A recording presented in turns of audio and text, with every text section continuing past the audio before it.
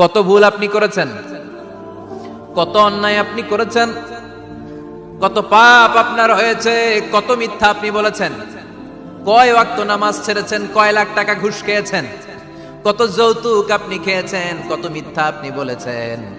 আপনার পাপ যত বড় হোক, যত বিশাল হোক, যত বেশি হোক, আল্লাহর দয়ার পরিসীমা তার চাইতেও বড়।